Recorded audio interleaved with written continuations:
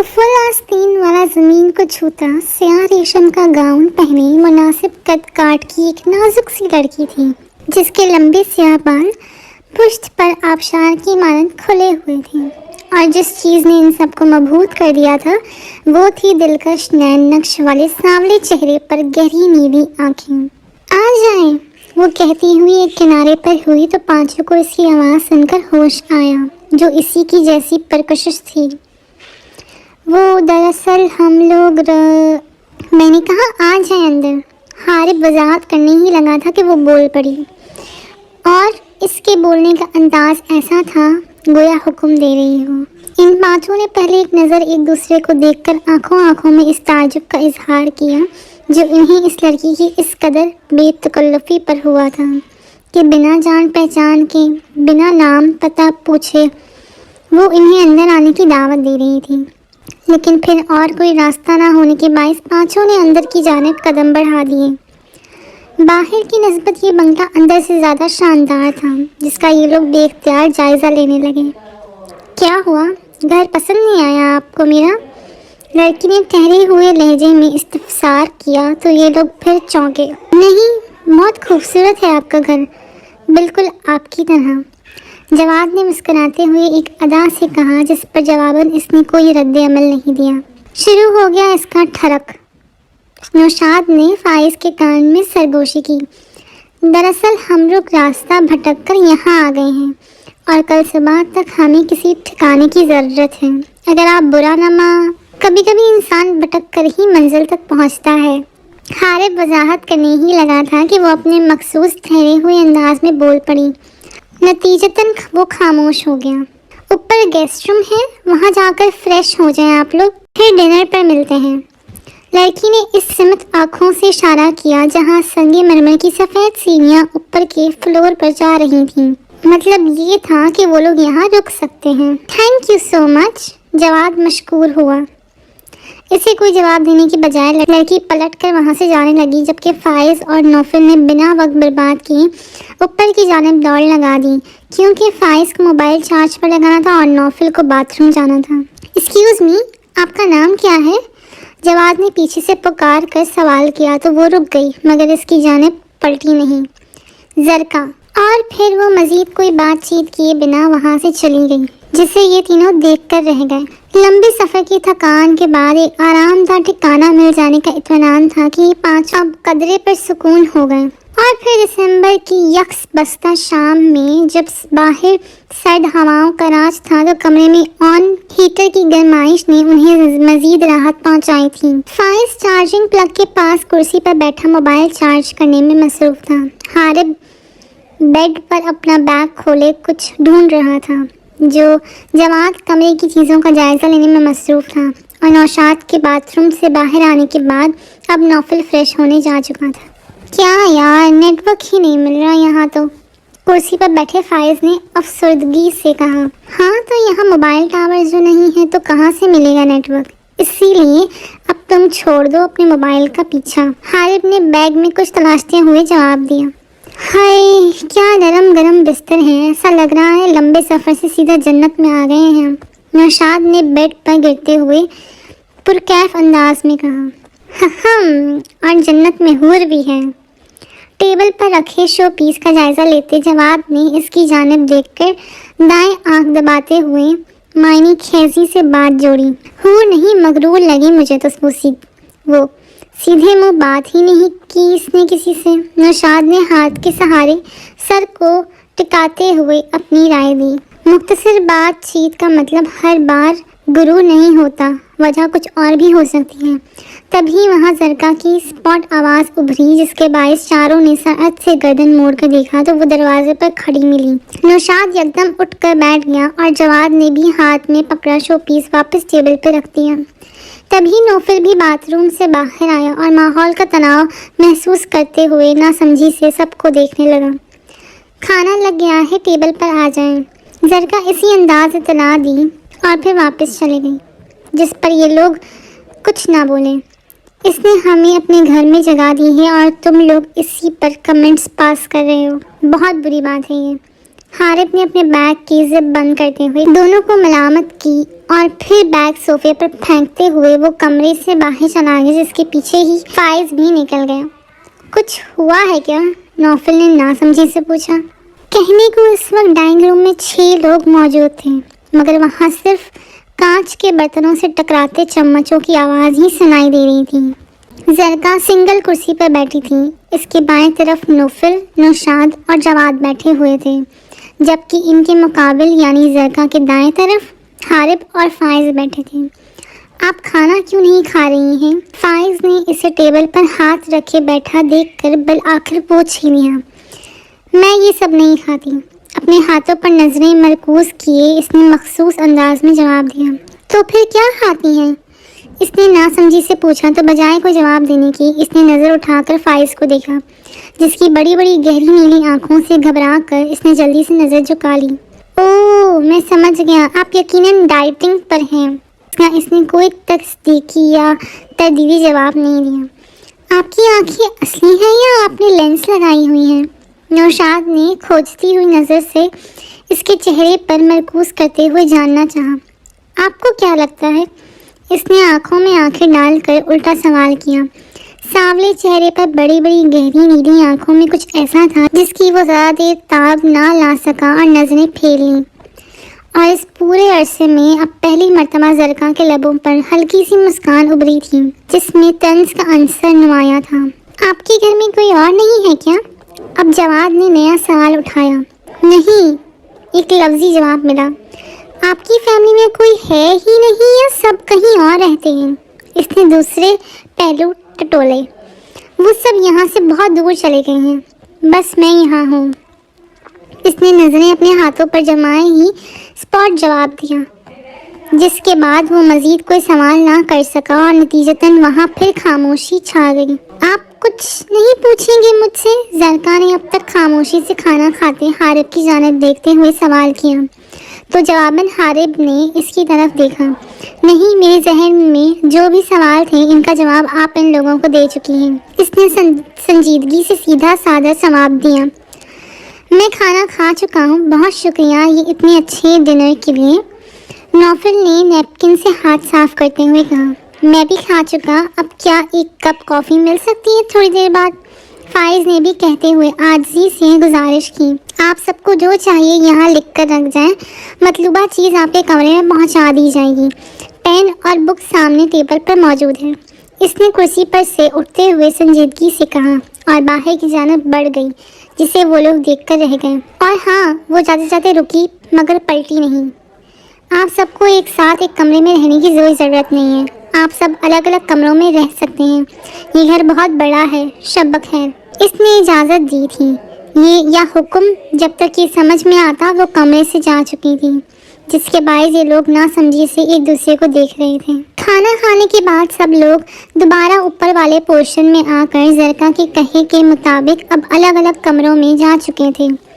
ایک تو سردیوں کی رات ویسے ہی سنسان ہوتی ہیں، اوپر سے یہ جگہ کچھ زیادہ ہی ویران تھی، اسی لیے یہ سناٹا کافی پراسرار لگ رہا تھا، جسے میں وقفے سے کہیں دور سے آتی بھیڑیوں کی آواز مزید خوف پیدا کر رہی تھی۔ کیا مصیبت ہے یار، ذرا سا بھی نیٹ ورک نہیں مل رہا۔ فائز اپنا موبائل ہاتھ میں اٹھائے بے چین سا کمرے میں ٹہل رہا تھا۔ اب کیسے بات کروں سمیہ سے؟ وہ تھک کر ایک جگہ رک کر کچھ سوچنے لگا۔ اتنے بڑے گھر میں لینڈ لائن بھی تو ہونا چاہیے۔ خیال آنے پر وہ ذیل لب بڑبڑایا اور پھر موبائل پینٹ کی جیب میں رکھتے ہوئے وہ کمرے سے باہر نکلا۔ ہیٹر کی گرمائش والا کمرہ چھوڑ کر وہ جیسے ہی باہر نکلا تو سب سے پہلا احساس اس سردی کا ہوا، جس کے باعث اس نے اپنی فوجی گرین جیکٹ کی زپ لگا لی۔ لائن سے بنے کمروں کے سامنے گرل لگی ہوئی تھی، جس سے نیچے جھانکنے پر وہ وسیع اور عریض ہال نظر آتا تھا، جو اس وقت بالکل سنسان پڑا تھا۔ وہ گرل پر اپنا بایاں ہاتھ پھیرتے ہوئے نیچے جاتی سیڑھیوں کی طرف آیا، جس کی تیسری انگلی میں اس کی منگنی کی سلور انگوٹھی تھی، اور سست روی سے نیچے اترنے لگا۔ نیچے آ کر پہلے اس نے لینڈ لائن فون کی تلاش میں یہاں وہاں نظریں دوڑائیں، مگر کوئی مثبت نتیجہ نہ ملا۔ زرکا سے ہی پوچھ لیتا ہوں، وہ بڑبڑاتے ہوئے نتیجے پر پہنچا۔ لیکن اس کا کمرہ کہاں ہے؟ اگلے ہی پل اس نے خود سے سوال کیا۔ ڈھونڈنا پڑے گا، وہ کہتے ہوئے ایک طرف بڑھا اور آس پاس نظریں دوڑاتے ہوئے وہ ایک راہداری میں آ گیا۔ جس کے دونوں طرف ترتیب سے کمرے بنے ہوئے تھے۔ وہ ناسمجھی سے ہر کمرے کو دیکھتے ہوئے آہستہ آہستہ آگے بڑھ رہا تھا۔ تبھی ایک کمرے کا دروازہ اسے ادھ کھلا ملا تو وہ اس طرف چلا گیا۔ اس نے دروازے کی اوٹ میں بہت آہستگی سے اندر جھانکا تو سامنے کا منظر دیکھ کر اسے تھوڑی حیرت ہوئی۔ اندر کمرے میں زرکا کسی جوان مرد کے بے حد نزدیک کھڑی تھی۔ اس مرد نے دونوں بازوؤں اس کی پتلی کمر کے گرد حمائل کر کے اسے خود میں پوری طرح بھینچا ہوا تھا، اور وہ بھی دونوں بازوؤں اس کے کندھوں پر رکھے مسکراتے ہوئے اس سے کوئی بات کر رہی تھی۔ اس شخص کی پشت فائز کی جانب تھی، اس لیے وہ اس کا چہرہ نہیں دیکھ سکا۔ اسے بس زرکا نظر آئی۔ اس نے بتایا تھا کہ وہ یہاں اکیلی رہتی ہے، تو ایسے میں یہاں ایک مرد کی موجودگی، وہ بھی اتنی نزدیک، کچھ عجیب تھی۔ فائز نے یہ سوچتے ہوئے صرف لمحے بھر کو اپنی نظروں کا زاویہ بدلا تھا، مگر دوبارہ جیسے ہی اس نے وہاں دیکھا تو اب وہ دونوں وہاں سے غائب تھے، جس سے وہ سخت حیران رہ گیا۔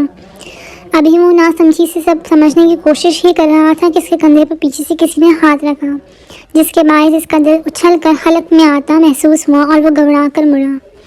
پیچھے زرکا کھڑی تھی، اپنی اسپاٹ گہری نیلی آنکھوں سے ہی دیکھ رہی تھی، جبکہ جس زرکا کو اس نے چند لمحوں قبل کمرے میں دیکھا تھا، اسے اتنی جلدی یہاں دیکھ کر اس کی آنکھیں حیرت سے پھیل گئی تھیں۔ آپ یہاں؟ وہ ہکلاتے ہوئے بمشکل بول پائی۔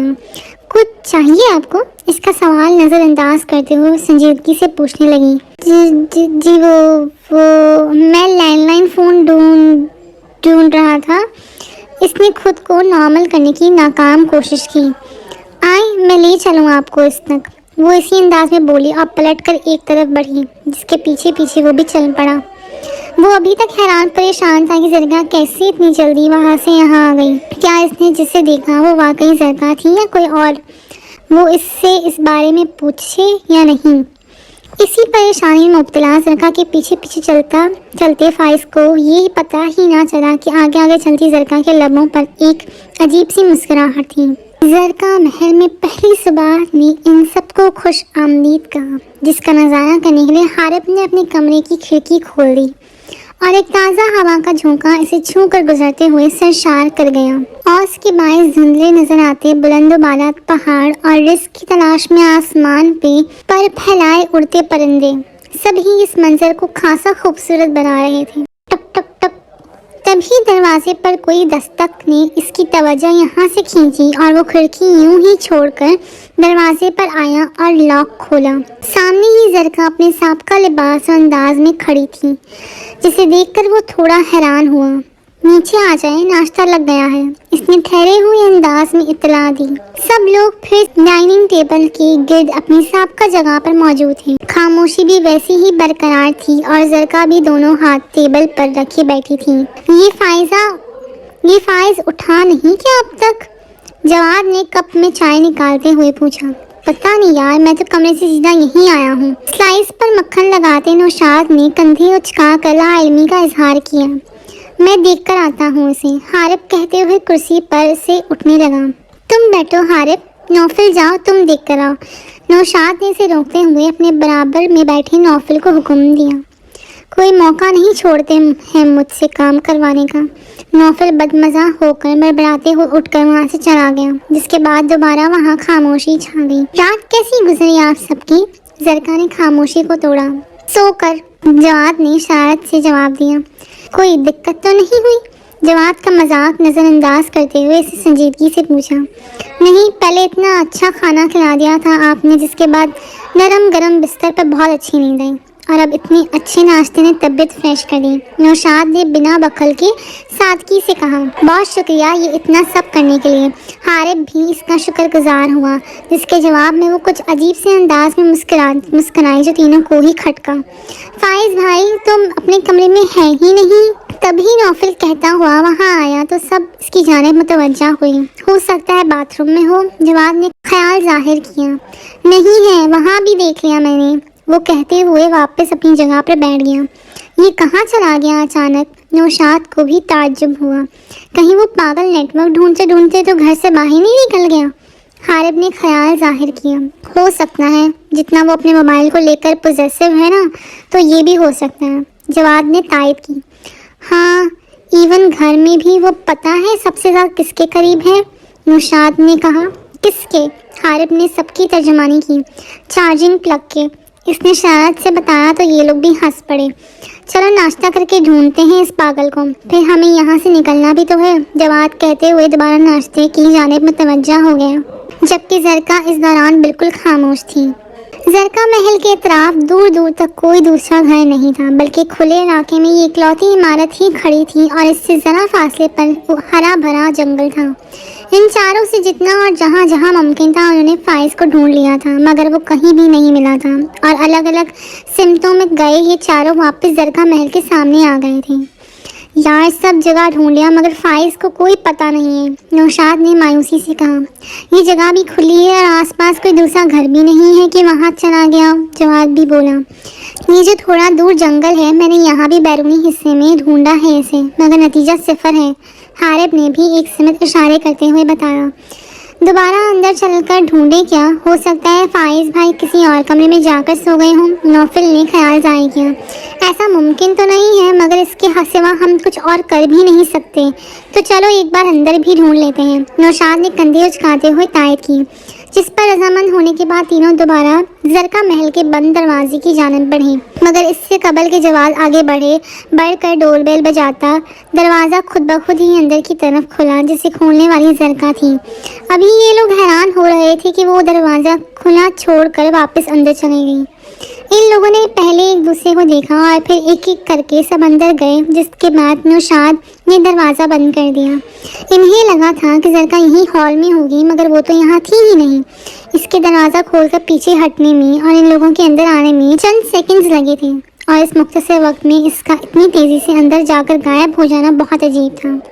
نوفل اور نوشاد تم دونوں نیچے چیک کرو اور میں اور حارب جا کر اوپر ڈھونڈتے ہیں۔ اسے نظر انداز کرتے ہوئے جواد اصل موضوع کی جانب آیا۔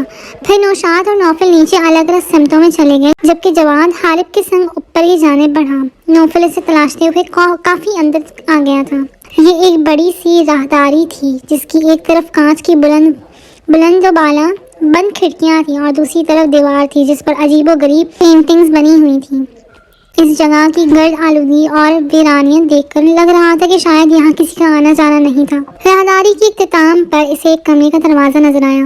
وہ اس کمرے کی تلاشی لینے کی نیت سے آگے بڑھا تو اس کا دل دھک دھک سے رہ گیا۔ دروازے کے نیچے سے ایک انگلی باہر آئی ہوئی تھی، جس میں سلور کی انگوٹھی تھی، اور اسے لمحہ لگا تھا یہ انگلی اور انگوٹھی پہچاننے میں، مگر اس کی سمجھ میں نہیں آیا کہ فوری طور پر کیا کرے۔ فائز بھائی آپ اندر ہیں؟ اس نے گھبرائے ہوئے اندر میں دستک دیتے ہوئے پکارا، مگر کوئی جواب نہیں آیا۔ آپ مجھے ڈرا رہے ہیں فائز بھائی؟ اسے لگا شاید یہ مذاق ہے، مگر جواب اب بھی نہ ملا۔ اس نے دروازے کی نوب پر ہاتھ رکھا، مگر دروازہ کھلا نہیں، تو وہ ڈرتے ڈرتے نیچے جھکا اور انگلی کو کھینچ کر دیکھنا چاہا، مگر اس کے کھینچتے ہی اگلے پل وہ انگلی اس کے ہاتھ میں آ گئی جو کہ کٹی ہوئی تھی۔